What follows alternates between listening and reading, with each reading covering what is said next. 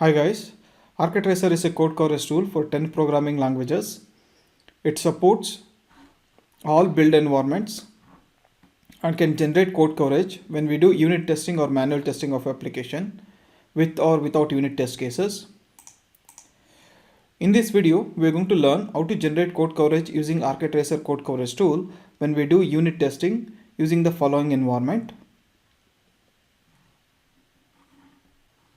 So we are going to use Visual Studio 2019, and you can see that about Visual Studio. Now the first step is to make sure that we are able to build the project. Go ahead and rebuild it. Okay, the project is buildable, and then we can go ahead and run the unit test cases. Okay, we are able to do it. Now the first step is to make sure that we are able to integrate the ArchiTracer tool with the Visual Studio IDE. And once you integrate, under the tools menu, you should be able to see three options: ArchiTracer on, off, and report generation. We enable the tool by selecting this ArchiTracer on.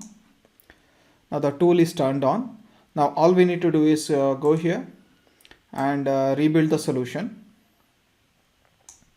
as the instrumentation takes place at the source code. And also we can do the same thing using command line mode. For example, let's say if you see this, we have this command. So what we're going to do is, once we turn on the tool, we can append the ArchiTracer here, ArchiTracer -on, and build it. Or we can just, since we already turned on the tool, so what we can do is we can go here, ms build solution, and rebuild. Now you can see that it is using the compiler. It's going through ArchiTracer bin folder, and it's instrumenting the source files, and this is the output log. So once the instrumentation is completed, so the next step is to make sure that we are able to run the unit test cases, run all unit test cases. Okay, let me go here. So okay, we are able to run it. Okay, rerun the,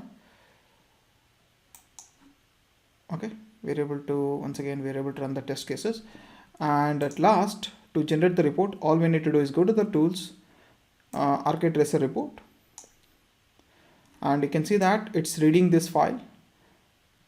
So this is how it looks like in the browser. You can see that this is a landing page of ArchiTracer code coverage reports, and on the left hand side we have a tree view. If you go ahead and select any one of the files or folders, based on that it's going to show us the code coverage here. Okay, and on the right hand side we have two tables here. One is with the project summary, which is on top of the screen, and the one that you see over is gives us the number of source files in a project.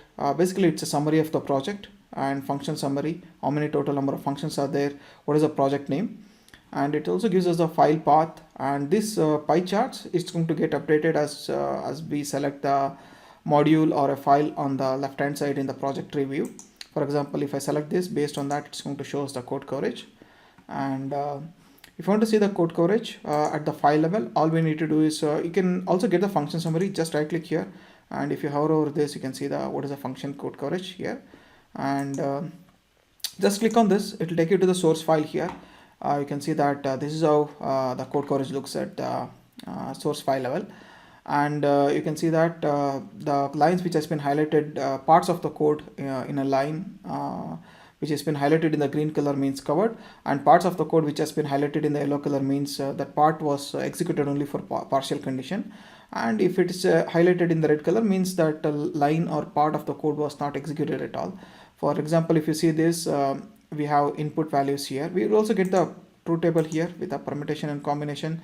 For example, if I hover over this, you can see this. It has executed at least to one condition, that is false condition, but not for true. But if you come over here, you can see that this was not executed to true or false, and that's the reason this has been highlighted in the red color with the underlining. And same goes for other things.